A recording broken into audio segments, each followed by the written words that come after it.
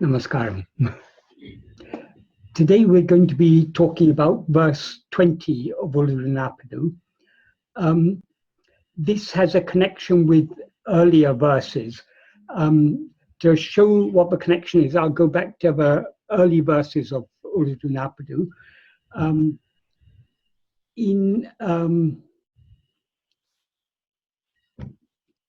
In verse 6, Bhagavan said, the world is a form composed of 5 kinds of sense data, not anything else. Those 5 kinds of sense data are sensory phenomena perceptible to the 5 senses. Since the mind alone perceives the world by way of the 5 sense organs, say, is there any world besides the mind, or excluding the mind? In other words, the main point in this verse is that Bhagavan is making is that the world doesn't exist apart from the mind that perceives it. In other words, whatever is perceived depends for its seeming existence upon the perceiver. And the general term for everything that is perceived is world. And for the perceiver, in this verse, he's referring to it as mind. In the next verse, he refers to the perceiver as arivu, which means awareness. But the awareness that perceives the world is the mind, or more precisely, the ego. Bhagavan is using the term mind in the sense of ego. In other words, the subject, the perceiver. So having said in verse 6 that whatever is perceived doesn't exist apart from what perceives it, that is the implication of verse 6. Since one mind, in other words, since one perceiver, the mind or ego, alone perceives the world by way of the 5 sense organs, say, is there any world besides the mind? Bhagavan often says, for example, several times in Nanya, he says, the world is nothing but thoughts. What he means by thought, he uses the term thought in a very broad sense to mean mental phenomena. So we think there's a distinction between mental phenomena, all that seems to be, but we seem to be aware, but we alone seem to be aware of all our thoughts, feelings, and so on. And we think physical phenomena are something separate because they are seen by many people. But according to Bhagavan, all those physical phenomena, including the many people who see them, are all our own thought. They're all phenomena are mental phenomena. And the term he uses for mental phenomena is thoughts. So so Bhagavan often emphasized that the world is nothing but a creation of the mind. So it has no existence independent of our perception of it. Nothing perceived exists independent of the perceiver's perception of it. The perceiver being what he refers to as mind, and everything perceived he refers to as world. So in verse 7, he refers to everything perceived as the world, and he refers to the perceiver, in other words, the mind or ego, he refers to it as awareness. But obviously this is not the real awareness, because the mind or ego appears in waking and dream and disappears in sleep. It rises and subsides, appears and disappears. That's what Bhagavan implies in verse 7. Though the world and awareness arise and subside simultaneously, the world shines by awareness. As I say here, by awareness, he's not referring to real awareness, but he's referring to the mind or ego as awareness. And then in the next sentence, he defines what is real. The term he uses is substance, porol, which in effect means what actually exists. So in that sentence he says, only that which shines without appearing or disappearing as the base of a space for the appearing and disappearing of the world and awareness is porol, meaning the real substance, which is pundram, the infinite whole. So here in verse 7 he defines reality. the term he uses for the reality is porul, which means substance, the real substance, what everything actually is. So in verse 8, what he says in verse 8 is, whoever worships in whatever form, giving whatever name, that is the way to see that substance in name and form. That substance means what the real substance, that the base from which everything arises into which everything disappears. Everything meaning both the ego, both the perceiver, the ego, and the world, and everything that is perceived. So that is the reality. That's what he refers to here as substance, porul. So he said, whoever worships in whatever name, giving whatever form, that is the way to see that substance in name and form. Whoever worships implies whoever worships that nameless and formless substance in whatever form, giving whatever name, that is the way to see that substance in name and form. However, knowing the reality of oneself and thereby subsiding and becoming one with the reality of that true substance is alone seeing in reality. No. So here in these two sentences, he distinguishes. In the first sentence, he talks about seeing in name and form. In the second sentence, he talks about seeing in reality. Seeing in reality is a metaphorical way of saying seeing it as it actually is. The one substance from which the world and the mind appear is obviously not a name and form, because names and forms come into existence only when names and forms are phenomena. They're all part of the world. So they come into existence only when the mind appears. So seeing that substance in name and form is not seeing it in reality. That after verse 8, he then discusses various other subjects, but there's a connection between verse 8 and verse 20, which is the verse we're going to be dealing with today. Verse 8, Bhagavan doesn't actually refer to God. He talks only about the substance, the real substance, which we can call Brahman if we want, the Satya Vastu, or Mayparul in Tamil it would be called. But in verse 20, he uses the term God. Because generally, if we're worshipping the real substance in name and form, we take that to be God, to be some God if we're worshipping in name and form, we're taking God to be something other than ourselves. So what he says in verse 20, verse 20 is actually, it consists just of two sentences. The first sentence is relatively straightforward. The second is probably the most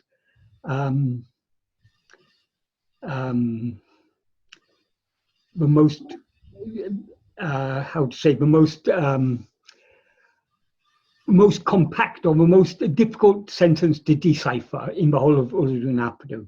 But it can be deciphered, and we'll do so today. But first, let us deal with the first sentence. In the first sentence, he says, kāṇum taṉaiviṭṭu, taṉkaḍavuḻai kāṇal, kāṇum maṉōmayamāṅ kāṭci.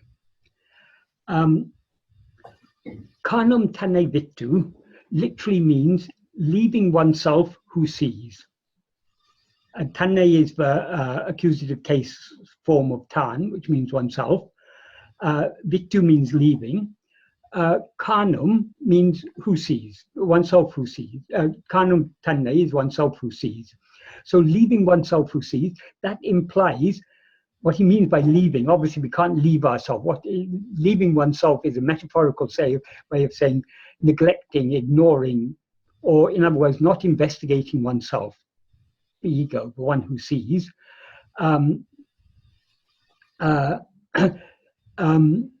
Who sees what? Who sees things other than oneself is the implication. Who sees the world, in other words, who sees everything that is perceived, who perceives what is perceived. So leaving oneself who sees,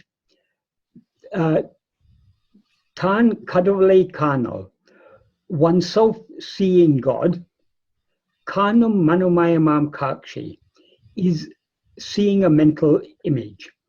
Maṉōmayam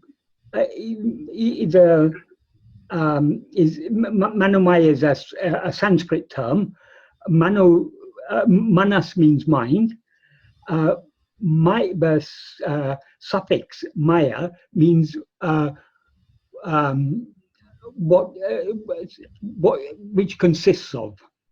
So maṉōmayamāṅ kāṭci means what is seen or what is perceived, a sight or a vision. That which is perceived is kāṭci. So maṉōmayamāṅ kāṭci means a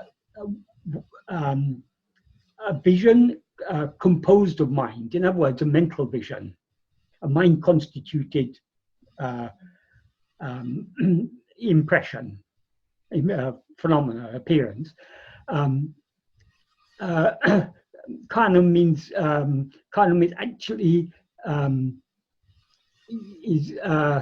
is actually either a third person future verb, or it's a third person future, or it's a relative participle. But in this case, it's standing as a verbal. It represents a verbal noun, meaning seeing. So seeing God without oneself, seeing God without seeing oneself, is seeing a mental image. In other words, if we see God, can we see God without seeing ourselves? God, Bhagavan has explained in so many places, including in the next sentence of this verse, but God is what we actually are. God is nothing other than ourselves. So if we see God without seeing ourselves, we are not seeing God as He is. We are seeing a mental, that is a mind-created image. So if we see, if Rama or Krishna or Shiva or Jesus or Buddha or any other form of God appears to us in name and form, what we are seeing is not God Himself. We are just seeing our own mind-created image. Because we believe these names and forms to be names and forms of God, we think when we see that name and form, but we are seeing God. But that is not the true seeing, is the implication. So this is this first sentence is very closely related to the first sentence of verse 8. If we worship God in name and form, we'll see Him in name and form. But that is not the real seeing. The real seeing, as he says in verse 8, is knowing the reality of oneself and subsiding in and becoming one with the reality of that true substance alone is seeing in reality. That is the real seeing. So it's only when we see ourselves that we really see God. That is what Bhagavan will say in the next sentence. But before coming to the next sentence, I'll just mention the Kalivemba version of this verse. In the Kalivemba version, Bhagavan extended this first sentence by adding before it the word sabhave, which is a third person plural participial noun derived from the verb sa, which has a range of meanings such as to reach, approach, depend upon, take shelter in, be near to, be associated or connected with, unite, be related to, resemble, equal, lean upon, or recline against. So it's got various meanings, but in this context, it means one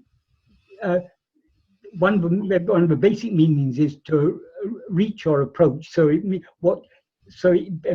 metaphorically that means to appear in this context. So we can take sabhave to mean those that appear, or it can mean depend upon, those that depend upon. So depend upon what? Depend upon everything, all phenomena, everything that is seen depends for its seeming existence upon the perceiver. So it can mean depend upon, or indirectly it can mean other than. Sabhave can also mean, one of the meanings is independently or separately. So when we see something separate, so sabhave means that which is separate. So there are three meanings we can, I mean, they're all very closely related. They're not alternative meaning, but three different ways we can interpret it, but they all imply the same thing. One is sabhave can mean those that appear, or it can mean those that depend upon. Depend upon what? It's obviously it's in the sense of those things that depend on whose seeming existence depends upon ourselves as the seer or perceiver of them. The things, everything that we see depends on us. It seems to exist only when we see it. In a dream, for example, nothing we see in the dream has any independent existence. It seems to exist only because we see it. Bhagavan says this waking state is likewise just a dream. So everything we perceive depends on us. Its seeming existence depends upon us, ourselves, as the seer or perceiver of them. So that's another shade of meaning we can give to sabhave. We can also take it to mean those that are other, in the sense of those things that are other than oneself. So all these meanings are implied in the original Vemba, but Bhagavan is just making it a bit more explicit. When he says kāṇum taṉai, oneself who sees, he means oneself who sees things other than oneself. That is the nature of ego or mind, is to see things other than itself. But it doesn't see what it itself actually is. Though it's aware of itself, as ego, we are aware that we are. I'm aware that I am, but I'm not aware what I am, because I mistake myself to be this person, Michael. This person, Michael, obviously cannot be what I actually am, because Michael appears in waking, disappears in sleep. But I continue to be aware of myself, whether Michael appears or disappears.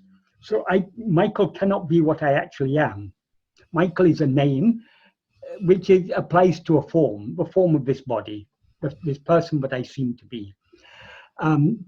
But obviously, I can't be the person that I seem to be, because I'm aware of myself even in the absence of this person. So the nature of ego is to see things other than itself, but not to see itself. It sees itself, but doesn't see itself as it actually is. It's aware of itself, but it's aware of itself as something other than what it actually is. With this Kali Vemba extension, this sentence is sabhave kāṇum taṉaiviṭṭu, taṉkaḍavuḻai kāṇal, kāṇum maṉōmayamāṅ kāṭci. That means leaving oneself who sees those that appear or those that are other. Oneself seeing God is seeing a mental image. So if we don't see ourselves, but see other things, even if we see God, we are seeing only a mind-created image.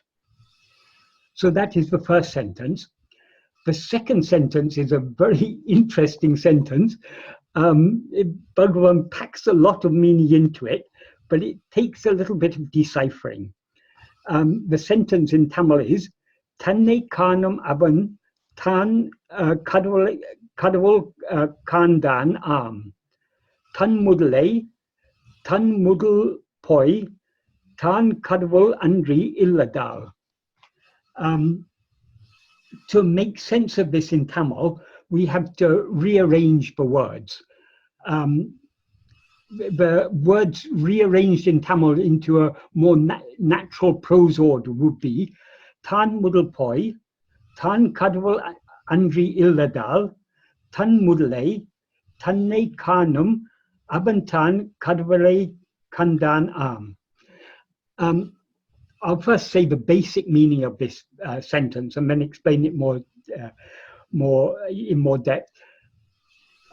Basically, what this sentence means is only one who sees oneself, the origin of oneself, is one who has seen God, because the origin oneself going, oneself is not other than God. In this sentence, he uses the Tamil word tān, a total of, well, he uses tān, the basic form of the word, tān, he uses 3 times. He uses taṉai, which is the accusative case form of this word, once, and he uses taṉ, which is its inflectional base and is often used as in place of the possessive case. So it can represent possession. He uses that once. Tāṉ the basic meaning of tāṉ is oneself. But it can refer either to oneself as ego or oneself as one actually is. Here he's using it in both senses. So when he says only one who sees oneself, the origin of oneself, only one who sees oneself means what one actually is, one's real nature. Which is the origin of oneself? The ego is the implication. Origin or base or foundation of oneself. The words in Tamil that mean that are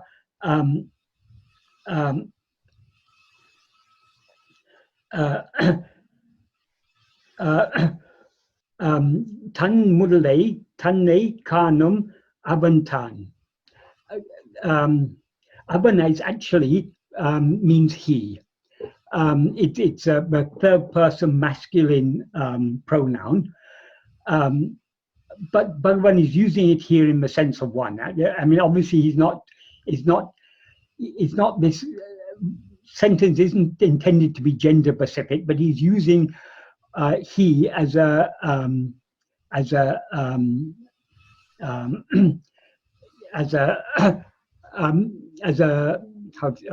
got the term, as a generic pronoun, in the same sense that we use one in English. So I translate it as one, though literally it means he. So avaṉ-tāṉ, the tāṉ after avaṉ is used as not in the sense of oneself, but in the sense of as an intensifier. So avaṉ-tāṉ means only he or he himself, but more in the sense of only. But so we can take it as avaṉ-tāṉ to mean only one.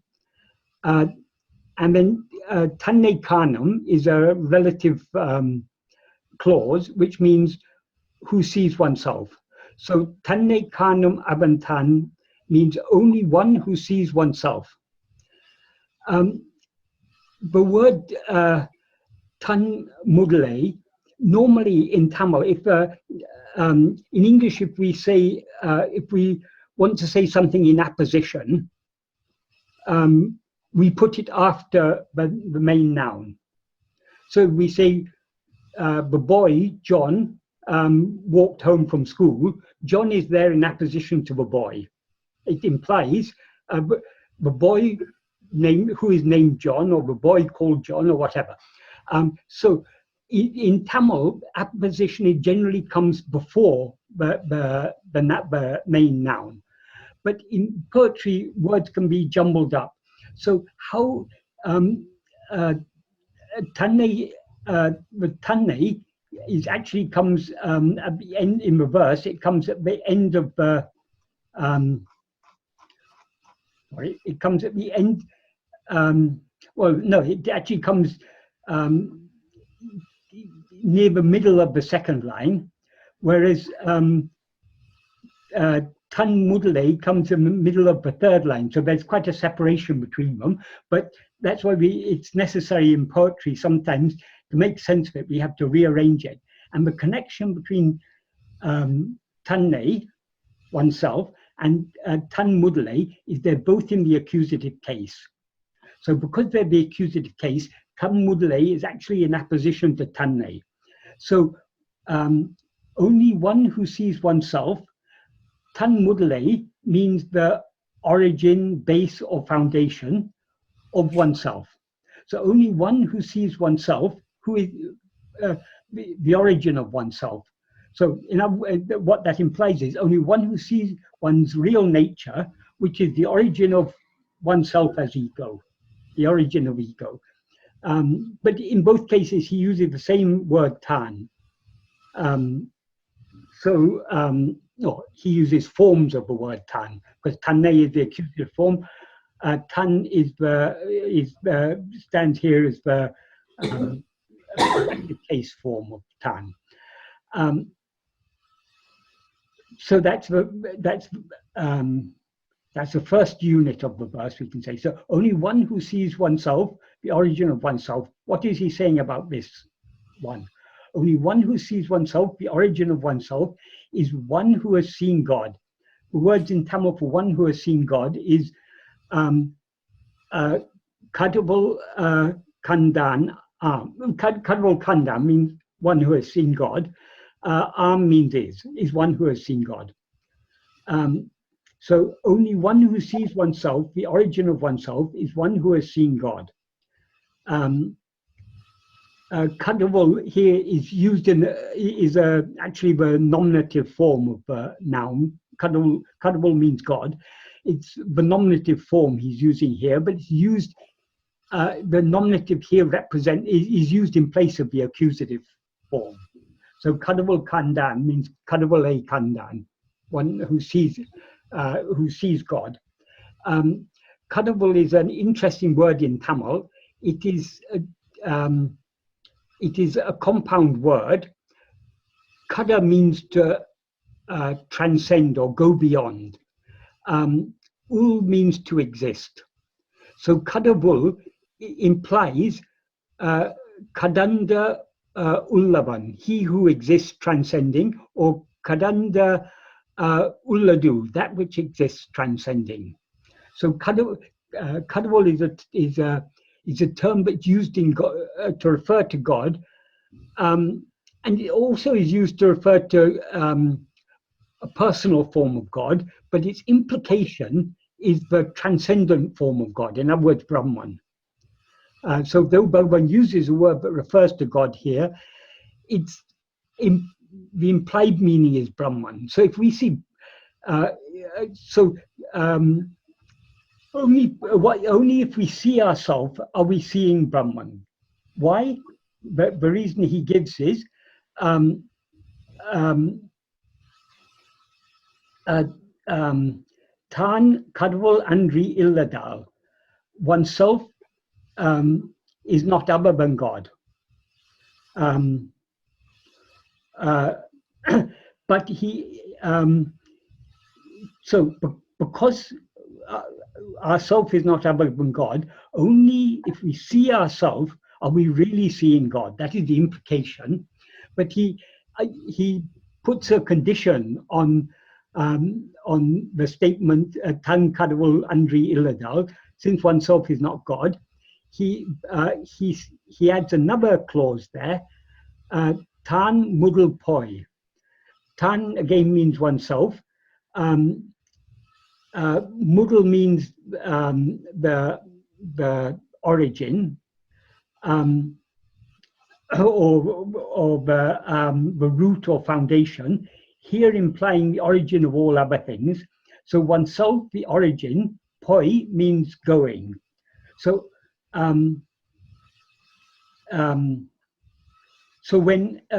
so only when oneself going means when the ego is eradicated, then one is not other than God. Even when we rise as ego, we are not other than God. But so long as we experience ourselves as ego, we seem to ourselves to be something other than God. God meaning the one infinite whole. The portal that Bhagavan referred to in verse 7, the base from which both ego and mind, both ego and world appear and into which they disappear. That is what is Bhagavan is referring to here as God or kaḍavuḻ. So Bhagavan packs a lot of meaning into this sentence, but it requires a little bit of deciphering to make sense of it. So the basic meaning of this sentence, as I said, is only one who sees oneself, the origin of oneself, is one who has seen God, because the origin oneself going, oneself is not other than God. But he used the word mudal twice here. The first time when he refers to oneself, the origin of oneself, he's referring to our real nature, which is the base or source from which we rise as ego. So that's what he means by oneself, the origin of oneself. Here, and then later, when he says taṉmudalait, taṉmudalpōyt. Taṉmudalpōyt, their mudal is referring to oneself as ego, which is, as ego, we are the origin of all other things. So our real nature is the origin of our self as ego. Our self as ego is the origin of the appearance of all other things. So only when this ego, which is the root or origin of all other things, goes, then only do we see ourselves as God. And then only is the truth revealed that God is nothing other than ourselves, or we are nothing other than God. We and God are one. The real substance of both ourself and God is one, as Bhagavan says in verse 24, I think, of Uڵḷadu Nāṛpadu, no, 25, sorry, of Upadesha. Irakum ekayal isa jivagal oru porale ava. That is, in their existing nature, God and soul are one substance. So in our real nature, we are nothing other than God. But when we rise as ego, we seem to be something other than God. So only after the ego is removed is the truth revealed that oneself is nothing other than God. So the whole sentence, as I say, I'll just read it once more, and now read it along with expansion to make the meaning more clear. Only oneself who sees oneself, the origin of oneself, is one who has seen God, because the origin oneself going, oneself is not other than God. That is, only one who sees one's real nature, origin or base or the origin, base or foundation of ego, is one who has seen God, because one's real nature, which alone is what remains when oneself as ego, the origin of all other things goes, is not other than God. That is the implication. So it's a very beautifully expressed, but it takes a little bit of careful thought to understand it, and to understand the depth and richness of meaning in this verse. That is, the whole verse is, the first sentence is tāṇaivitṭu, taṉkaḍavuḻai kāṇal, kāṇum maṉōmayamāṅ kāṭci. That's the first sentence, and then it continues, taṉai, kāṇumavaṉ, taṉkaḍavuḻ kaṇḍāṉān, taṉmudalai, taṉmudalpōyt, taṉkaḍavuḻ aṉḍṛi iladāl. So there's so much meaning Bhagavan has packed into this in a very, many of these verses of Uڵḷadu Nāṛpadu, well, most of them, they are like sutras. Sutras means it's the truth expressed in sutras, it's expressed aphoristically in the minimum number of words. So it requires careful thought and careful consideration to understand what is implied, but the inner meaning of the words takes a little care is required to understand it. But the basic meaning of the whole verse is that if we neglect to see ourselves who see, even if we see God, we are only seeing a mental vision. The only way to see God as he actually is to see ourselves. So only one who sees oneself, the origin of oneself as ego, is one who has seen God, because the origin, oneself, that's the origin of all other things, namely oneself, when that goes, oneself is not other than God. So that is the meaning of this verse. I almost said it's a very important verse, but when we think deeply about it, every verse of Uڵḷadu Nāṛpadu is very important. So people who say that they've seen visions of Krishna or Christ. It's all this maṉōmayam kāṭci. Maṉōmayam kāṭci. How people see visions of God, because they meditate with great love on a name or form of God, finally their mind projects that name and form and they see it. But that is not seeing God as he actually is. Seeing God as he actually is, those who were fortunate to be with Bhagavan, they saw God in name and form, walking among them day in, day out. That is, Bhagavan is none other than God. But even the name and form of Bhagavan is not God as he actually is. It's in our view that Bhagavan appears in human form. He appeared in human form in order to tell us to turn back within, to say, I exist in you as I. That is my real swarupa, my real nature. So to know me, you must know yourself. That is the import of this verse. You truly want to know God, not God as we imagine him to be or as we conceive him to be, but God as he actually is. We have to see ourselves. Interesting. So in Bhagavad Gita, there is this one chapter of Vishwarupa Darshan, like Krishna, sorry, Arjun pleads Krishna to show his form, and Krishna says, okay, give you the divine sight, and here, look. Yeah. And then Arjun looks and he sees everything. I mean, it's still profound, because, that description is basically the entire universe, Yes. But it's still all this mental projection. It's all mental projection. Not true seeing God. I mean, Yes. That is not to belittle the devotion of those who see God in name and form, but what is important is not the seeing of God in name and form, but the devotion that leads to that. That devotion, that love for God as name and form, if we truly love God, we should want to know God as he really is, not just as he appears to us. So we have to, that's why God has to appear outwardly as Guru to say, I am not this name and form. I exist within you as I. Turn within, know yourself, then you will know me. Tirumbiyahandane dinamaha kankan terium andranaya naranachala. Well, when it says in verse 44 of Aksharamai, what Aruṇachala taught Bhagavan. Obviously, Aruṇachala didn't teach in words, but in silence, what Aruṇachala taught Bhagavan is exactly what Bhagavan taught us in words, which is Tirumbiaham, turning within, dinam aha kankan.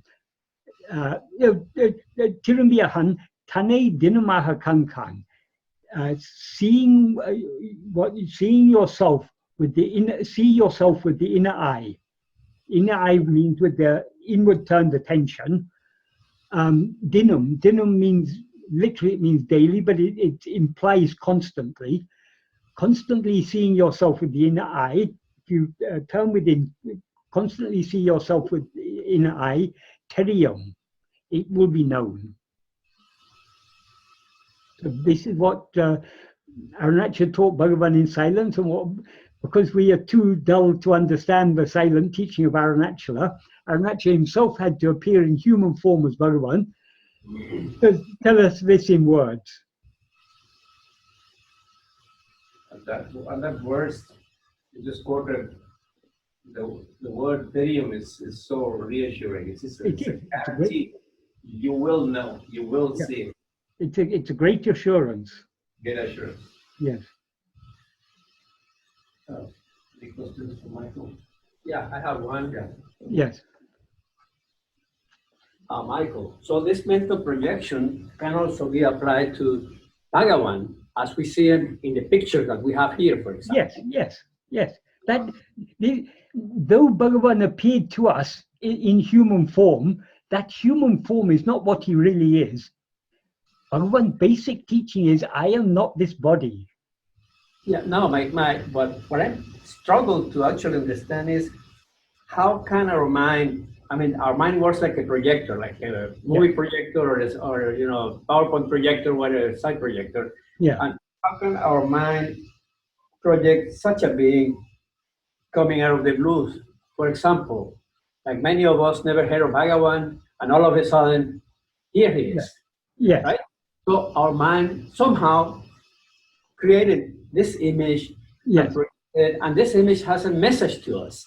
So it's, to me, all this is very complicated because this is ourselves giving ourselves this is us talking to us, right? Yes. So giving a message to us, but coming out of nowhere. Yes, yes. Well, all that we see outside is a projection of our own vasanas, Bhagavan says. But what is behind those vasanas? All vasanas are likes and dislikes and desires and fears and everything. But what is the driving force behind all vasanas? What is our most basic desire? What is the one desire that is common to all other desires? The basic desire is desire for happiness. We love to be happy because happiness is our real nature, and love for happiness is therefore our real nature.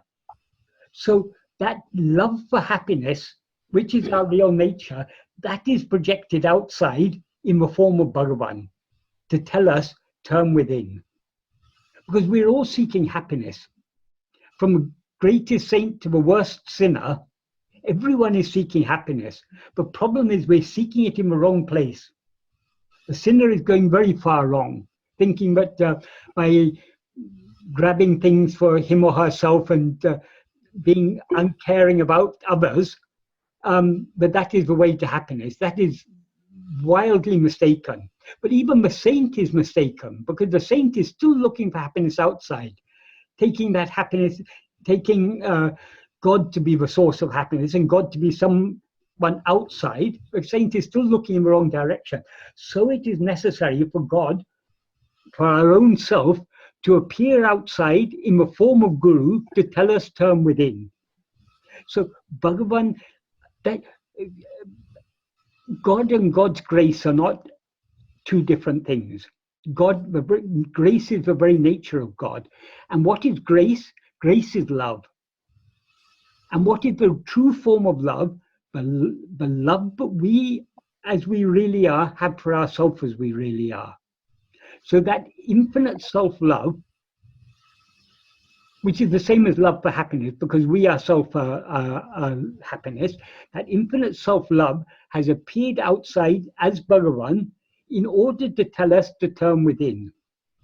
So it is we ourselves, our real nature, that has appeared outside as Bhagavan to tell us turn within. And when we turn within to see what we actually are, then we see we are nothing other than that. Thank you, Michael. Bhagavan often used an analogy, because for people it's confusing. How come if the Bhagavan we see outside is just our own mental projection, how can that mental projection bring about our awakening? How can his teachings be true if it's all our own mental projection? How that's going to save us? Bhagavan gave a simple analogy.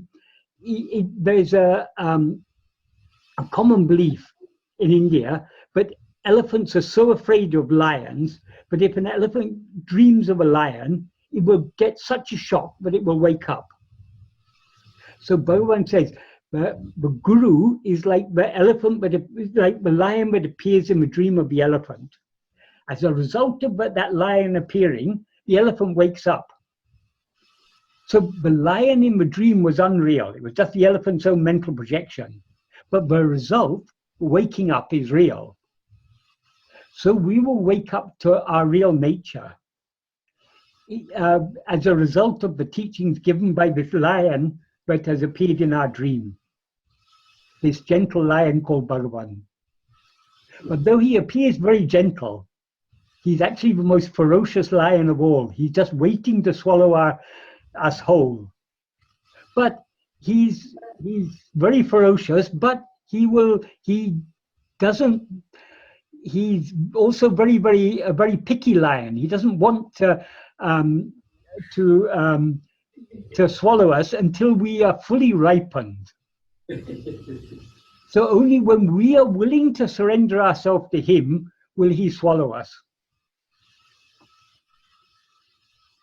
That willingness to yield ourselves to him, that is the ripeness he is looking for.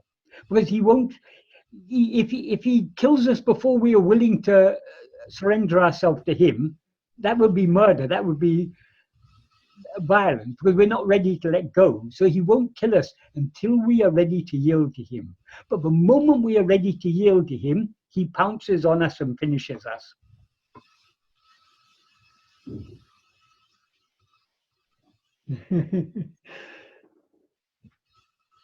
Any questions? No? Pretty good. In the next verse we're going to be talking about next month, Bhagavan says, how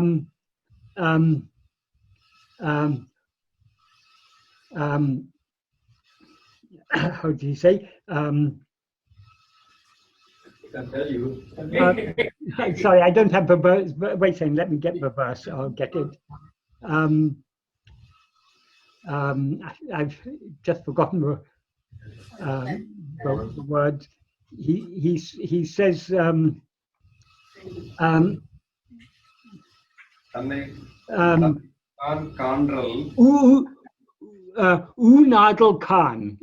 Nāṛpadu.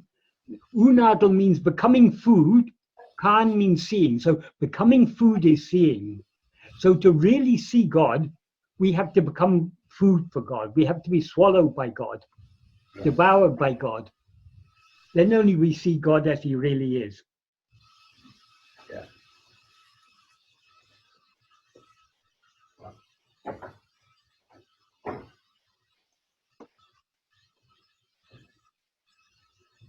That's good.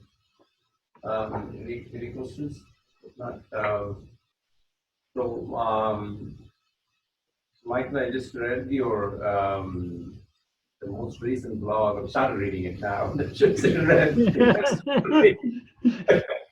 I started reading it, you know, with some of the early comments to your post is about how long it is, right? Yes. So, but I could see why you did what you did, because there were just so many questions on that.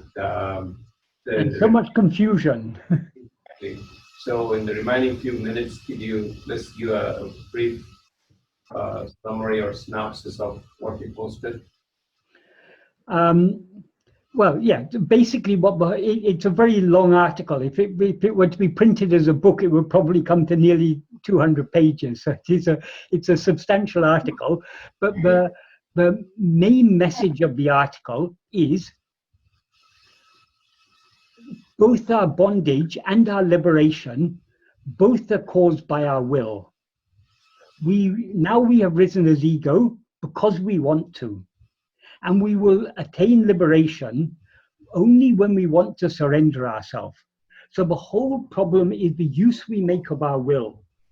We all want to be happy, but we are looking for happiness in the wrong direction.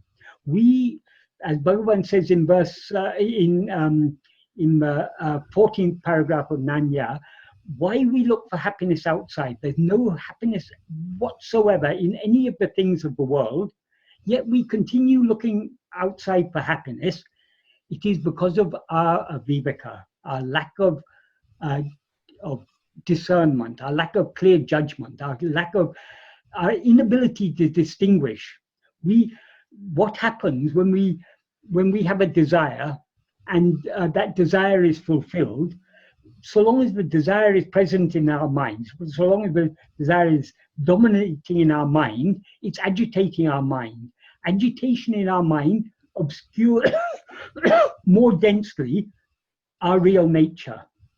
When a desire is satisfied, temporarily there's a partial subsidence of mind.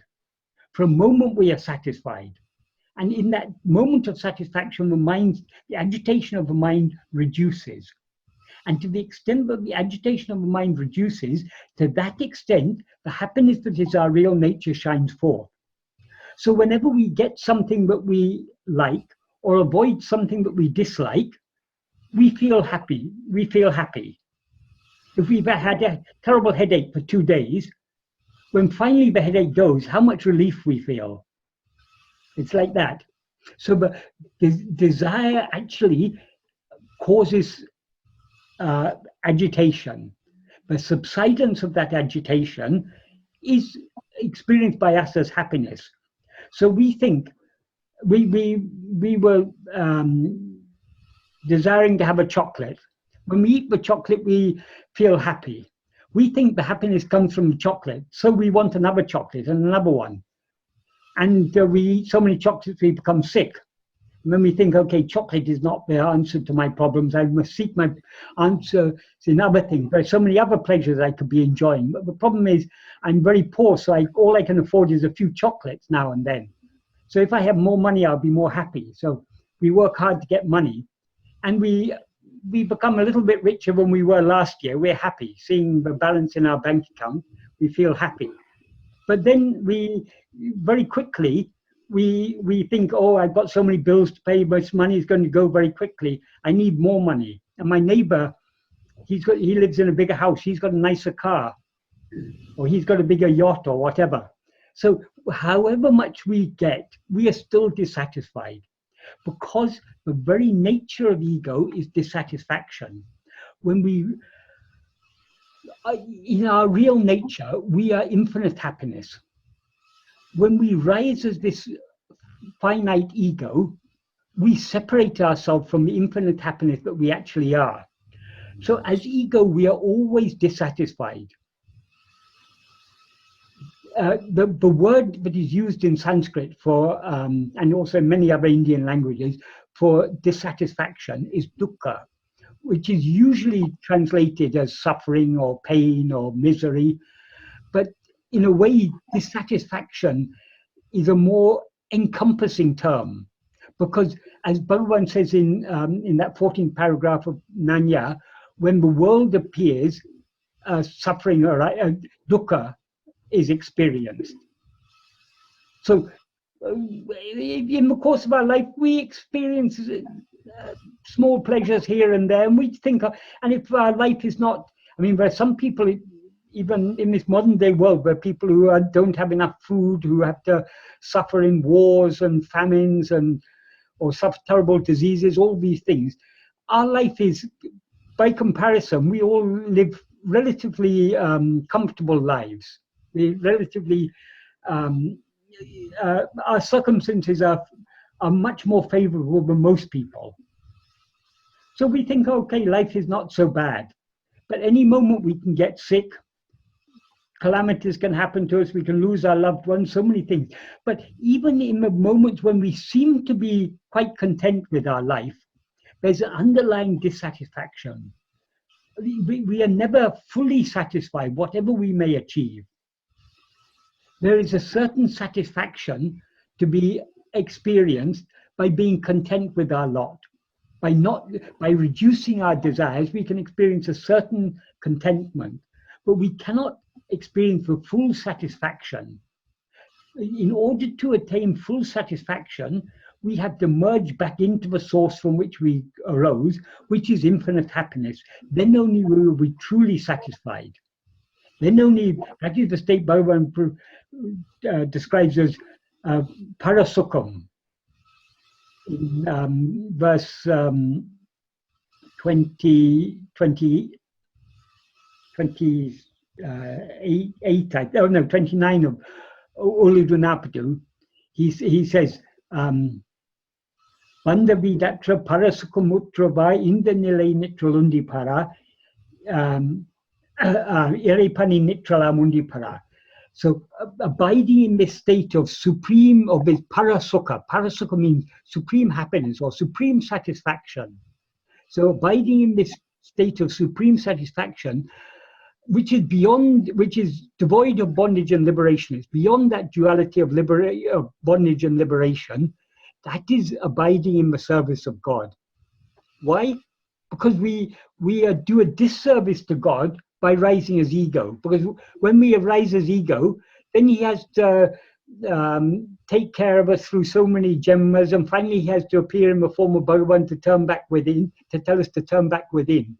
So if we do as he says, turn back within, subside back into our real nature and experience our real nature, which is the state of parasukham, of supreme happiness. That is truly serving God. That's all God wants of us, is for we should be happy. We are doing a disservice to God by being unhappy. And we cannot but be unhappy so long as we rise as ego. So if we truly want to serve God, we have to eradicate this ego. So, but why we don't eradicate the ego? Because we are not yet ready to let go. We still have desires and attachments. So long as we have desires and attachments for anything other than ourselves, we will continue rising as ego, trying to experience these things. So it is our will, our desire to experience happiness from things outside ourselves, that has created our bondage. And our will is also the solution. Like Bhagavan often said, Bhakti is the mother of jnana. Why he said Bhakti is the mother of jnana? Because we cannot know what we actually are unless we have all-consuming, overwhelming desire, love for that. In order to let go of everything else and to merge back into our real nature, we must have great love. It's our desire and attachment which makes us unwilling to surrender, unwilling to let go, unwilling to cease rising. So we have to. It's our will that needs to be rectified. Now we've got so many desires and attachments for things other than ourselves. We slowly got to wean our mind away from these desires and attachments and cultivate the love to be aware of ourself alone. How to cultivate this love? By persistent practice of self-investigation. Tirambhiyahandane dinamaha kankan teriyam, as Bhagavan says in verse 44 of Aksharamullai.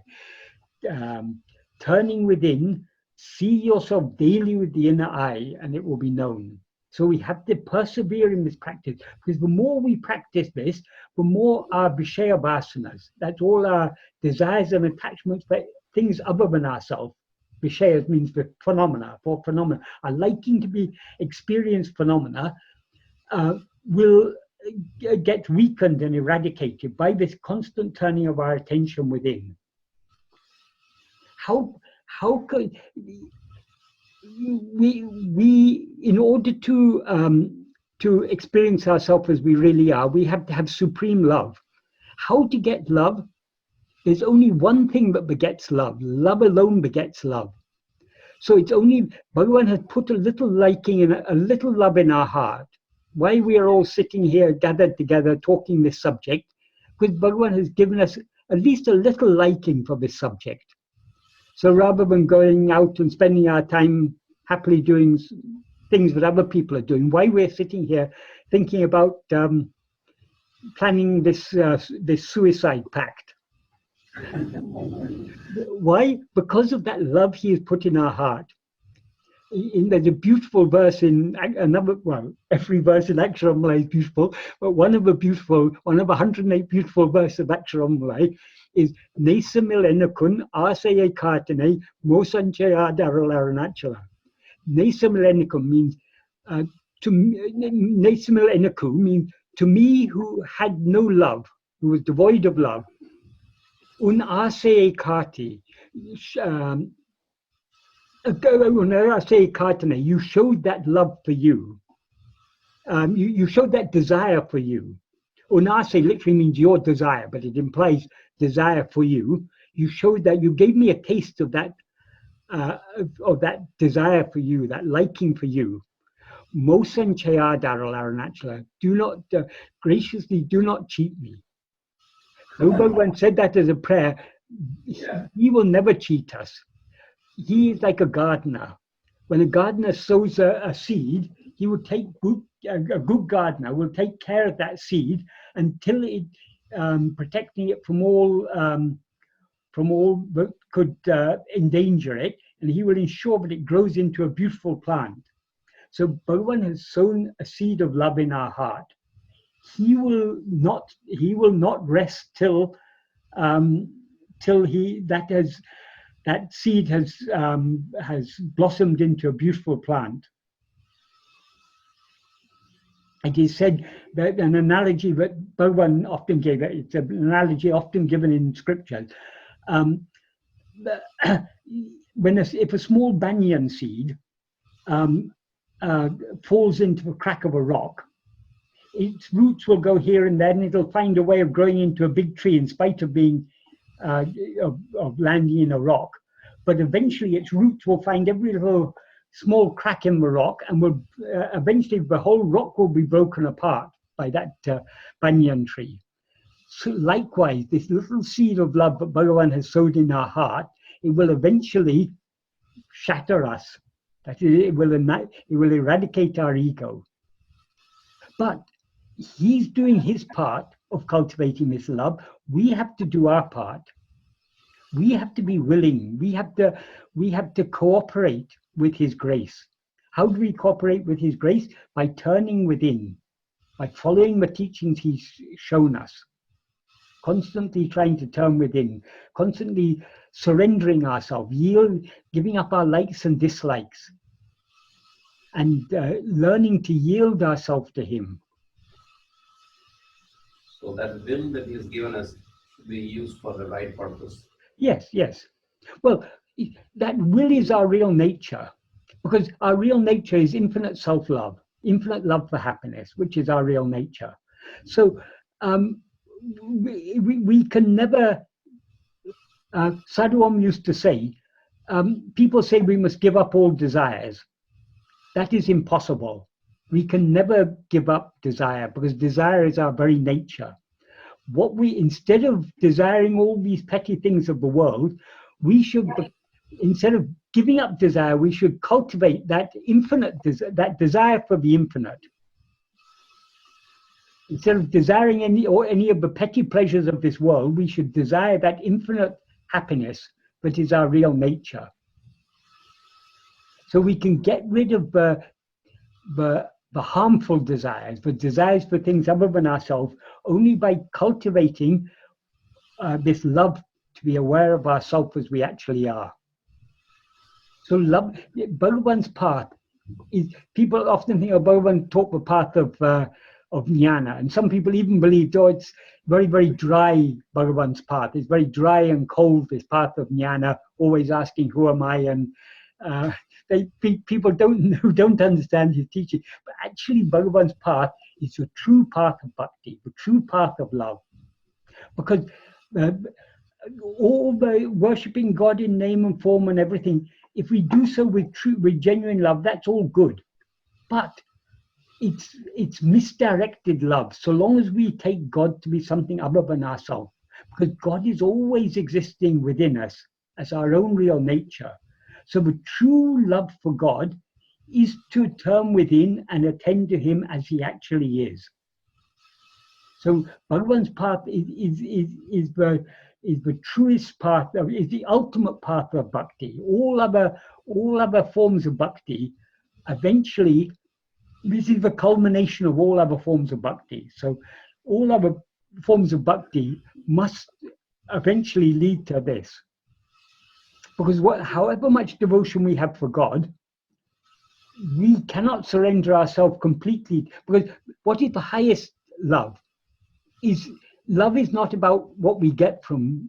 If we love a person, we don't love them for what we get from them. We love them for what we could. I mean, the very nature of true love is giving, not taking. So if we truly love God, we must be willing to give ourselves to God. And how can we give ourselves to God? Only by turning within. Because when we say ourself here, we mean this ego. We have risen as ego by grasping things other than ourselves. So long as we are turned outwards, our love is divided between God and things outside, between ourselves and things outside. So if we want to have wholehearted love for God, we have to give ourselves to God, which means we have to cease rising as this ego, cease grasping anything else, which we can do only by turning within. That's why Bhagavan said in the 13th paragraph of in the first sentence, giving not even the slightest room to rising up any thought other than thought of oneself. That means not attending to anything other than oneself, but attending only to oneself. That is surrendering oneself to God.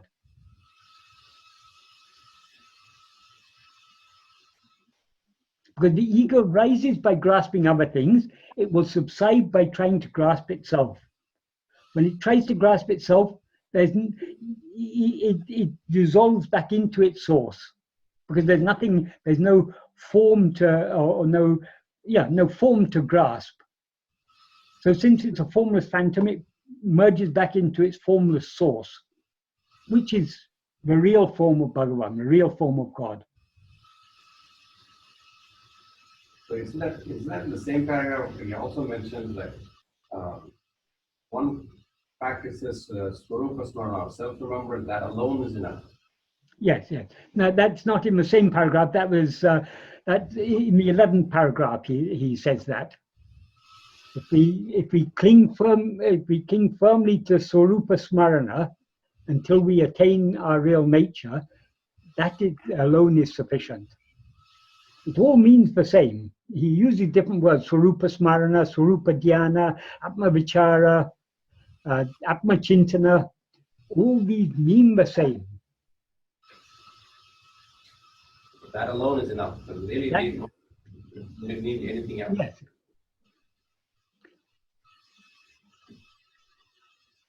It is both necessary and sufficient. Right. Because it's necessary because no other means is enough, and it's sufficient because if we do this, no other sadhana is of any. There's no need for any other sadhana. This is the ultimate sadhana, the culmination of all other sadhanas.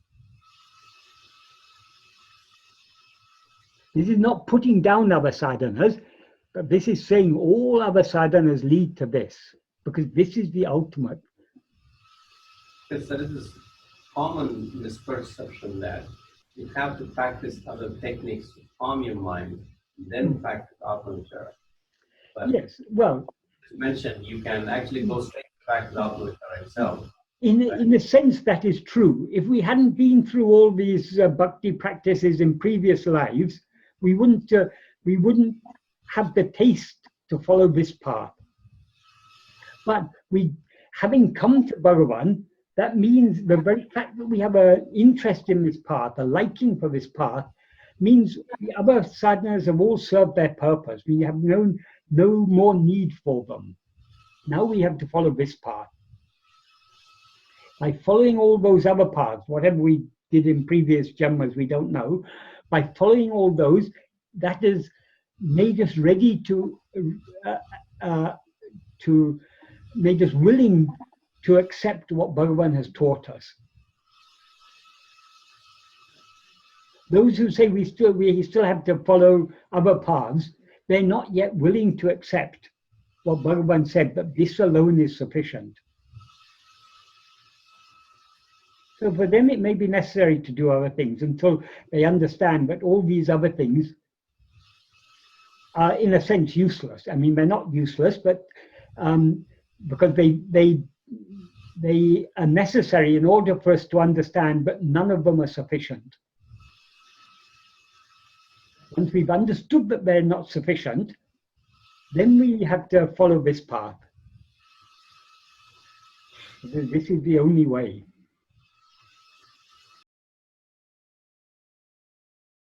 Thank you so much. Yeah, and next time, as I say, verse 21, it's a continuation of the same idea, and it ends with Uڵḷadu Nāṛpadu. Becoming food is seeing.